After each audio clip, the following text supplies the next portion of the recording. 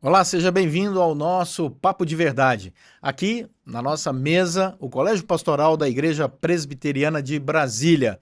Nossa igreja fica na Entrequadras Sul, 313 e 314, ali na Asa Sul, aqui em Brasília, Distrito Federal. Se um dia você passar por aqui, nos visite. Nessa mesa, no nosso Colégio Pastoral, Reverendo Guilherme, Reverendo Timóteo e Reverendo Piva. Eu sou o Reverendo Leonardo e é um prazer estar com você e vamos pensar sobre rompendo a solidão.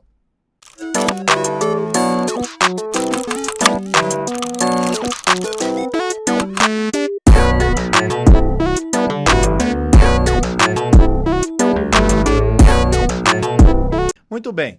Nesse dia tão especial, porque quando nós nos assentamos aqui, o pessoal não sabe, mas nós nos preparamos para esse encontro. E a certeza de que não estaremos sós nos desafios dos nossos temas, né?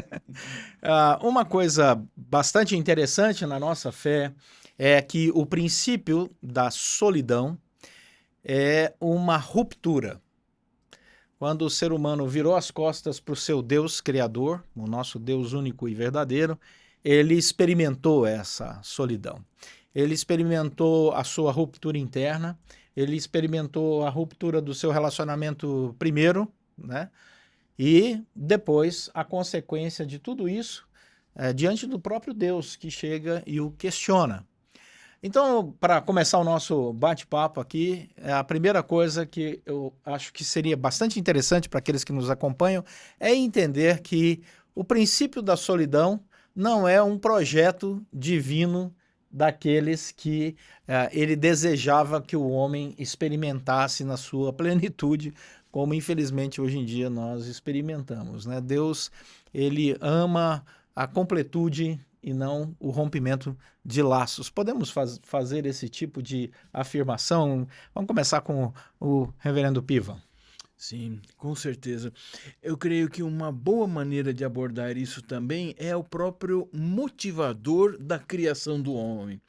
Há, de maneira popular, naqueles que querem encontrar alguma razão do porquê Deus criou o homem, é que Deus estava sozinho no universo, não tinha com quem conversar, não tinha com quem compartilhar, e então criou uma criatura e o homem é o seu bichinho de estimação. Não procede, primeiro, porque a Bíblia não nos diz assim. Segundo, porque Deus não estava só, até porque ele é uma trindade. Então, o que não lhe faltava era companhia. E essa companhia tão boa, vivendo em harmonia e em amor, transborda esse amor para a criação de um ser que lhe seja semelhante e então possa haver relacionamento. Então não só não havia solidão, como havia mais do que simplesmente uma mera companhia. Era um compartilhar de verdadeiras semelhanças, guardadas as devidas proporções, menores, lógico, porque é o Criador e a criatura, mas ali havia uma grande comunhão. Por isso, tudo que está relacionado à solidão e não à solitude realmente é ruim, é pesaroso, parece na verdade um castigo, uma disciplina.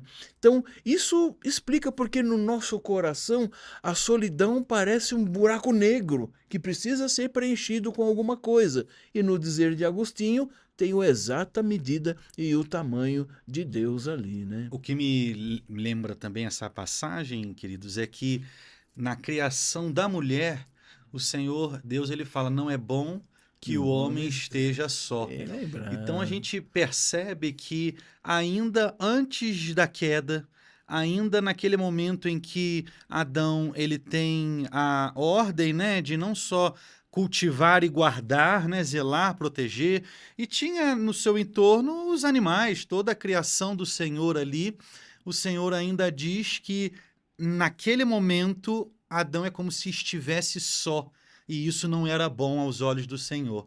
Então, para nós, isso também é uma lição muito interessante, mostrando, e aí eu não quero só advogar a questão de homem e mulher, mas a solidão de uma forma geral.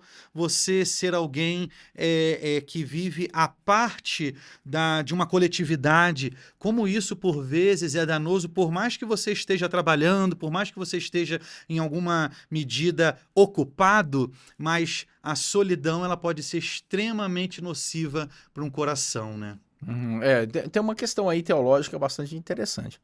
Porque ali, como Deus cria o homem de maneira perfeita, obviamente que o momento em que Deus olha para Adão e diz, né, não é bom que este homem esteja só, não havia ali um defeito na criação.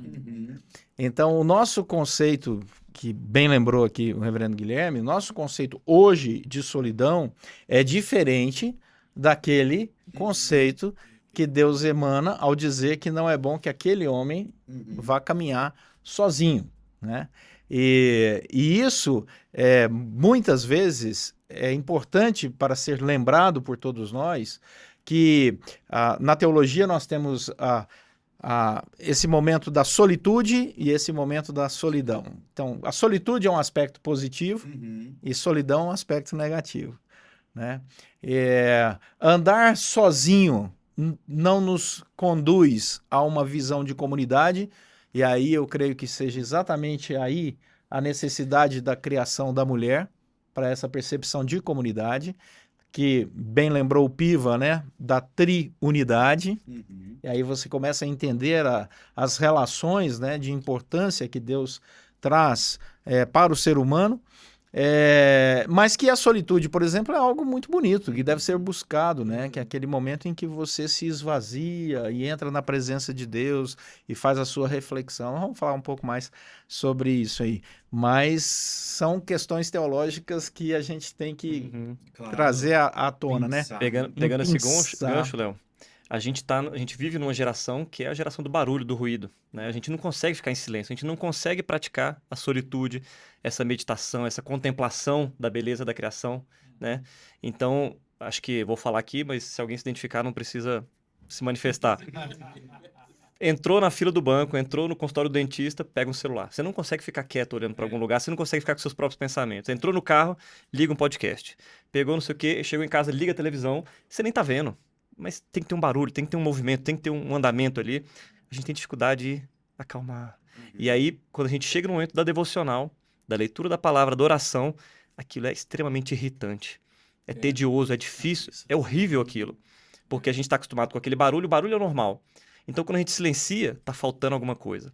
E a gente não consegue entrar no espírito de solitude ali, verdadeiro, de contemplação, de meditação, né? Isso é um desafio. E nós, no nosso acampamento agora que tivemos há pouco, de carnaval dos nossos jovens, desde que estamos aqui na igreja, temos, eu e o pastor Timóteo, desenvolvido quase que, não sei exatamente, um devocional, né? Que a gente chama de A Sós com Cristo. E ali a gente... O nome já dá pista. Né? Pois é, a gente desafia o jovem nesse momento de retiro, nesse momento em que ele está ali sem necessariamente precisar postar, sem necessariamente precisar estudar sobre isso ou aquilo outro, e ele ter esse momento agora de tirar um tempo naquele lugar de solitude, não de solidão. E como o pastor Timóteo bem coloca, é desafiador para todas as gerações, mas principalmente essa geração nossa mais nova, que ele já nasceu conectada, né? Então, realmente conhece o outro são desafios, né? Quer dizer, existem momentos saudáveis de solitude, né? Que você está sozinho ali, mas também existe a necessidade saudável da comunhão, né? Então, Deus é sempre completo no seu plano, né? Nesse momento, Piva, por que o que diferencia esses momentos da solidão, na sua leitura, assim, quando você pensa sobre os equívocos da solidão, as dores da solidão, né? Quais seriam os problemas que nós poderíamos identificar desse sentimento tão comum? É verdade. Você pode estar numa multidão e estar sozinho, você pode ter 1000 amigos em qualquer rede social, e eu sempre brinco, você quer saber se você tem amigos realmente numa rede social? Peça dinheiro emprestado para eles, vocês vão ver quantas respostas você vai ter. 0, provavelmente. Vou falar, estão pedindo dinheiro no seu nome.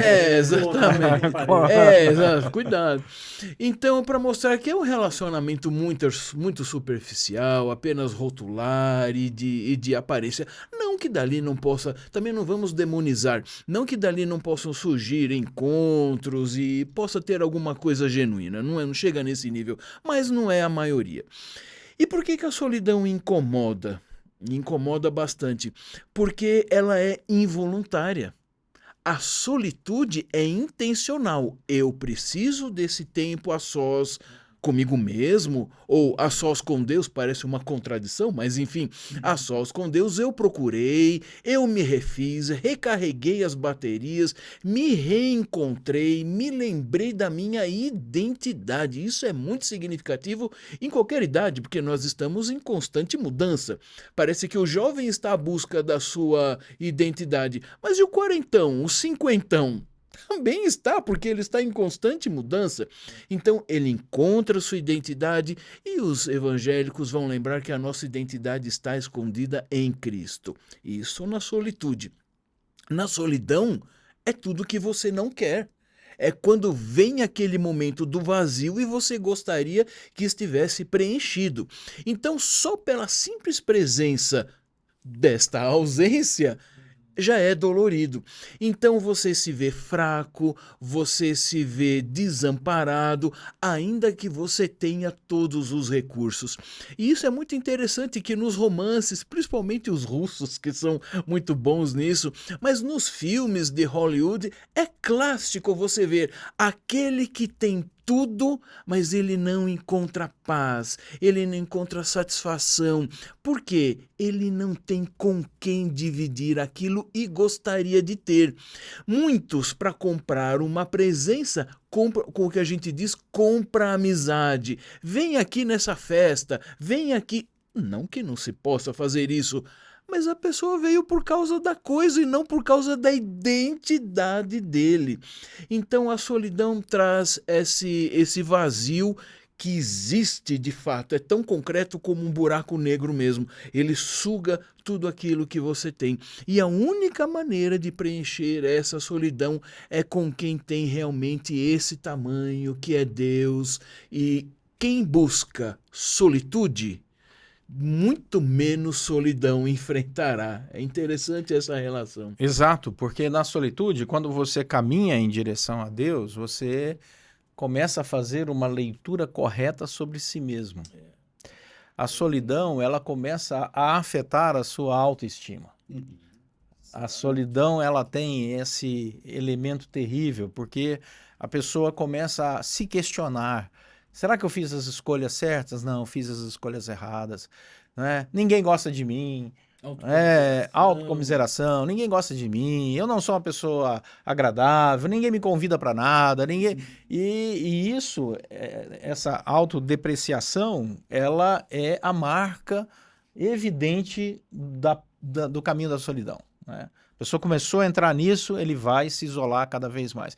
E a partir daí, ele também não busca ninguém. Porque como ele está com uma baixa autoestima, ele não manda um WhatsApp para ninguém, não liga para ninguém, não manda e-mail para ninguém, não fala com ninguém. Aí ele fala, tá vendo? Ninguém quer nada comigo.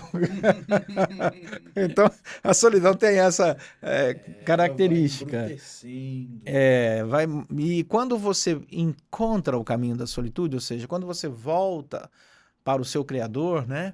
E tem aquele diálogo com Deus, que nós chamamos de oração, naquele momento você começa a entender quem você de fato é. O quanto Deus te amou, você foi criado, planejado, pensado, né, por Deus, nos mínimos detalhes, né? E isso é importantíssimo, né, Guilherme? Essa aproximação com um espelho sagrado. Com certeza. E conforme você ia colocando, eu fui pensando que o fato de estarmos em cidades grandes como a nossa capital do país, ou cidades como Rio, São Paulo, apesar de demograficamente falando, estarmos ali rodeados de muitas pessoas, por vezes nós vemos pessoas sozinhas, solitárias. A gente vai, e aí já tem até estatística no exterior, principalmente no hemisfério norte, Europa, ali, Canadá, casos de pessoas que vêm a falecer sozinhas, solitárias em suas casas, e aí precisam muitas vezes arrombar a porta, porque não tem ninguém ali para, de alguma maneira, dar por falta, né, daquela pessoa. apesar de estarem em cidades megalópolis. Então a gente vai percebendo que não necessariamente você estar e o seu CEP vai dizer efetivamente se você é uma pessoa ou não solitária, mas é muito mais, como a gente coloca aqui, do nosso interior. E aí falando, né, principalmente para quem aí nos acompanha, nos ouve, nos assiste, certas doenças e doenças muitas vezes até da mente vão vir, por vezes, desse estado de solidão. Às vezes a pessoa vai se colocando daquela maneira, às vezes a pessoa vai se escanteando, e como bem colocado aqui, a pessoa vai se menosprezando, se diminuindo, e conforme for, por vezes ela está ali com algum tipo de enfermidade, seja física, seja emocional, psiquiátrica, e no entanto aquilo não vai sendo tratado, e ela vai ficando, por vezes, assim. Então, aí, né, trazendo a questão do nosso tema do romper, primeira questão que eu coloco é: observe as pessoas que estão à sua volta. Observe se você tem percebido ali pessoas, de alguma maneira, que têm se colocado distanciadas, sozinhas e, por vezes, mais caladas. Isso tudo são alertas que precisamos, e aí, enquanto sociedade, né, também para atacar, para entender, né, e atender. O livro de Tiago, no capítulo 4, né, Tiago diz assim: chegai-vos a Deus e ele se chegará a vós outros. É óbvio que são movimentos muito interessantes na Escritura quando Deus vem e nos resgata. Aí depois Deus diz assim: agora chegue-se a mim. Né? São dois movimentos, né? Esse vai e vem relacional. E para romper a solidão é preciso entender que é necessário o movimento, o deslocamento geográfico mesmo, né? Deus se fez carne, veio à terra, habitou entre nós, cheio de graça e glória, na pessoa de Jesus Cristo. Quer dizer, há um deslocamento, né? E ele se desloca, né, dentro de um país, no seu ministério todo, de cidade em cidade, para buscar, indo até as pessoas e buscar. E aí, Timóteo, uma coisa muito interessante é perceber como hoje nós temos uma até preguiça de nos deslocarmos. Uhum. Né? E isso afeta os nossos relacionamentos. Sim, né? sim, a gente tem muita facilidade, a gente tem muita tranquilidade, então quando fica um pouquinho difícil, não vale a pena não, deixa pra lá, né? Mas tá chovendo. Tá chovendo, dia que tá chovendo, domingo que tá chovendo, a gente vê ali na igreja que a presença dá uma reduzida, né? Mas às vezes a gente, com muito pouco, a gente deixa de olhar para o próximo, como o Guilherme bem lembrou aqui, a gente deixa de buscar ajuda, se a gente não tá legal, a gente... deixa, vou atrapalhar, vou incomodar essa pessoa, e deixa de buscar a companhia perfeita do Senhor, né? E vi aqui num Salmo 25:16, é um exemplo de muita sinceridade. A gente tem que buscar ao Senhor com sinceridade, a gente tem que se achegar, não com uma arrogância ou orgulho, mas cabeça baixa, né? E o texto diz assim: volta-te para mim e tem compaixão, porque estou sozinho e aflito. O salmista, ele está reconhecendo assim: eu estou sozinho, eu estou aflito, eu preciso de ajuda. Exatamente. E ele pede do Senhor essa ajuda, e o Senhor vem e resgata com aquela mão direita, com a mão forte e poderosa do Senhor. Então a gente precisa buscar essa companhia de Deus com muita sinceridade. E acolher com muita sinceridade também, né? Às vezes aquele que precisa, aquele que está dando pistas, está dando sinais, a gente tem que ser como Cristo na vida daquela pessoa, acolher, trazer para perto, né? Nós, enquanto igreja, nós temos essa função de abraçar fisicamente, enquanto o Senhor o abraça ali espiritualmente, de um modo ali que nós não conseguimos. Né? É uma coisa, Piva, que eu estou pensando aqui sobre um dos atributos de Deus, que é a onipresença. Seria uma intenção divina nesse atributo já nos retirar desse ambiente da solidão?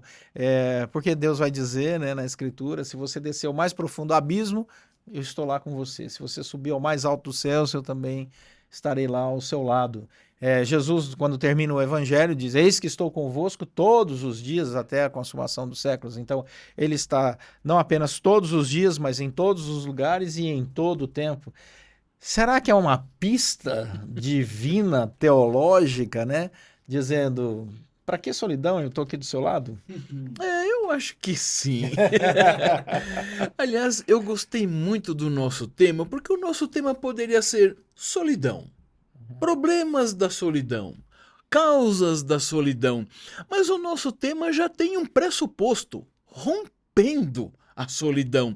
Ou seja, tem uma constatação, vai haver solidão.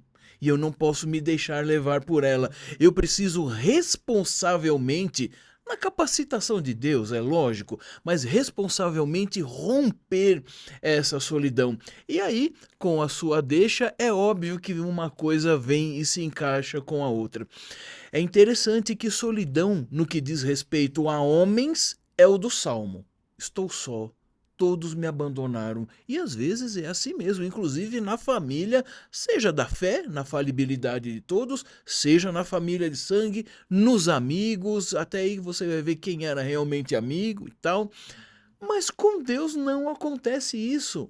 Não importa onde você esteja, o que importa é onde Deus está. E Ele está com você.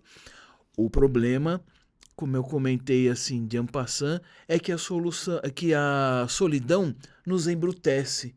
Ele está ao nosso lado, mas o meu problema parece tão grande, eu estou longe da Escritura, longe das promessas e convicções, então parece que o universo se restringe a mim, e se eu tiver um problema, meu grande companheiro é Ele e não Deus.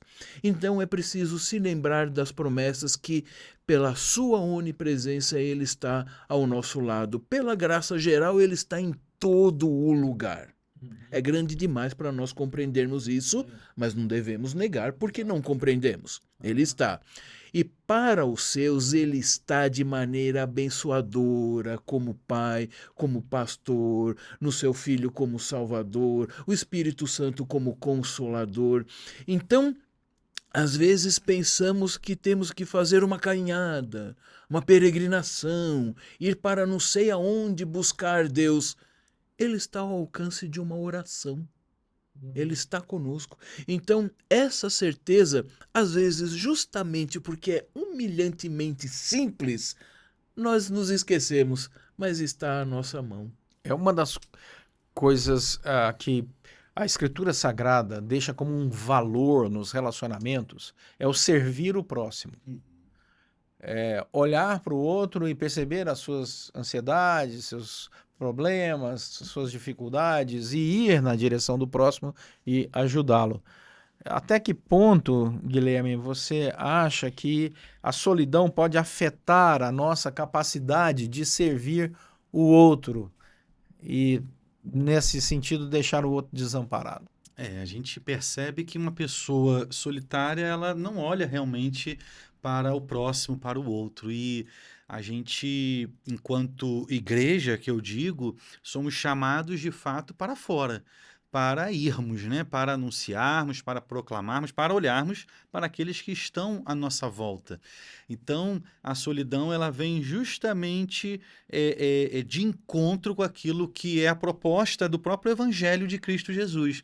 A gente sabe bem que ali, enquanto esteve em nosso meio, esteve conosco aqui, Jesus ele não parou de interagir com as pessoas, de se fazer presente, inclusive no meio de multidões, com as crianças, e apesar muitas vezes dos seus apóstolos ali quererem de alguma maneira tolir as pessoas que o cercavam e tudo, o Senhor sempre se deixou, né, passar ali no meio das pessoas, se deixou ser tocado, e tem também uma passagem belíssima quando o Senhor Jesus interage ali com uma pessoa, um leproso, e a gente sabe bem que parte dessa cura, o Senhor poderia simplesmente falar, você está curado, poderia estalar os dedos, poderia o que ele quisesse. E, no entanto, o texto vai nos dizer, tocando-o, e o curou, mostrando que, na verdade, o Senhor Jesus ele vai além.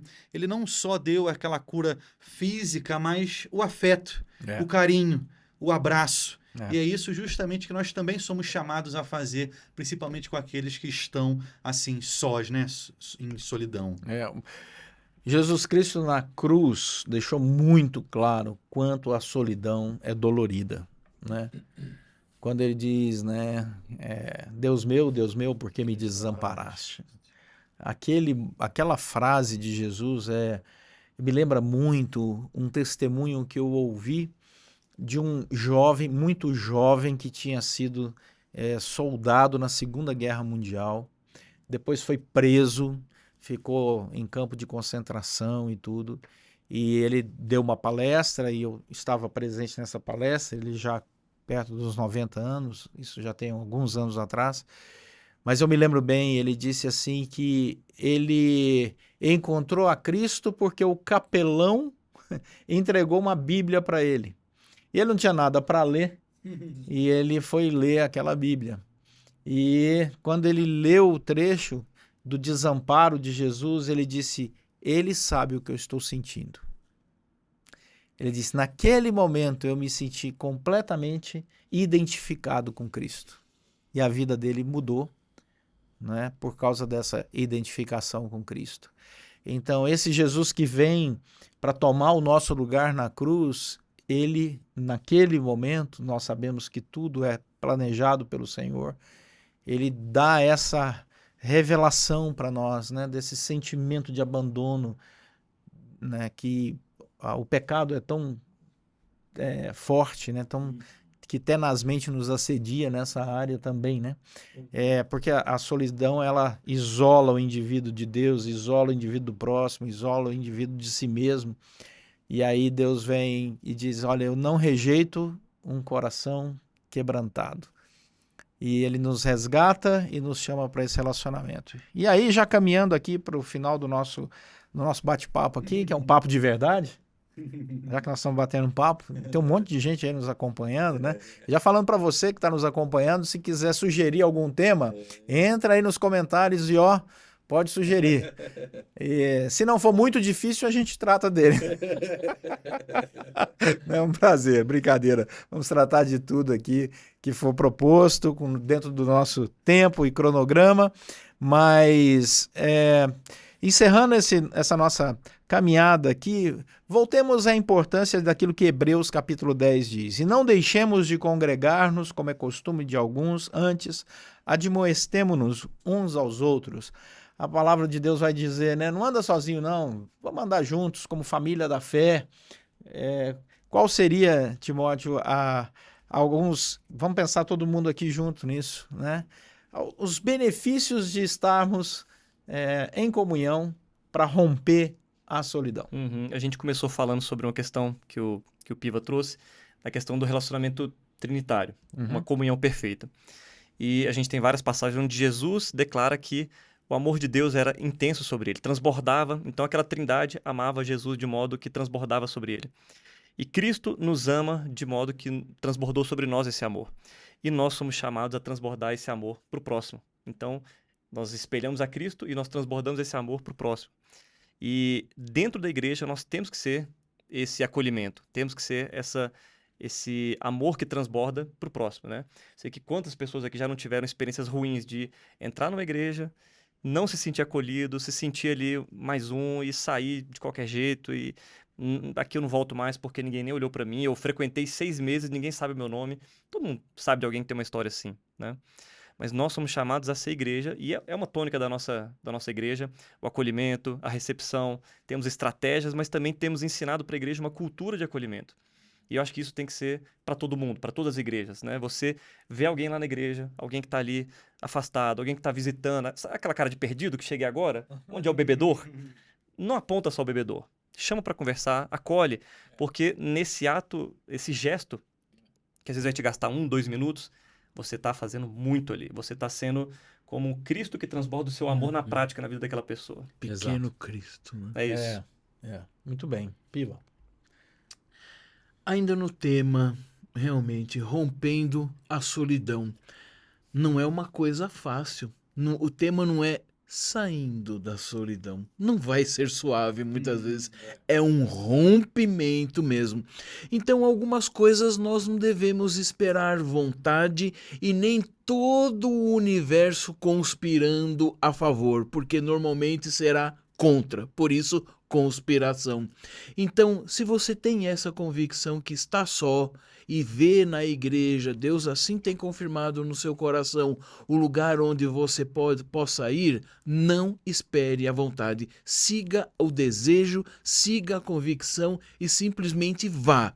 E Deus continuará trabalhando em sua vida para que você saia dessa vida de solidão a ponto de dar testemunho para outros que hoje talvez estejam na mesma situação e possam sair também. Muito bem. É isso. E eu também deixo aqui para os irmãos que é muito bom ser igreja. É muito bom a gente estar no meio de um povo alegre, um povo que celebra a salvação em Cristo. E venha você também, participe também desse povo, que é um povo que sem dúvida nenhuma também peca, um povo que é imperfeito, mas é um povo que tem buscado a perfeição em Cristo Jesus, na sua palavra, em oração. E você então está mais do que convidado a participar, seja da nossa aqui em Brasília, mas também, claro, aí na sua cidade, na sua região, uma igreja que seja verdadeiramente cristocêntrica, evangélica. Deus te abençoe. Isso. Palavra final para você que nos acompanha. Não aceite a agenda da solidão na sua vida. Não aceite. Busque o Senhor em oração, mova-se em direção a Deus, mova-se em direção à comunidade saudável, em direção a pessoas que são importantes na sua história, fale com elas, busque, procure, converse, rompa com a solidão. E que Deus te abençoe e que você continue conosco nos nossos próximos encontros aqui no Papo de Verdade. Um grande abraço.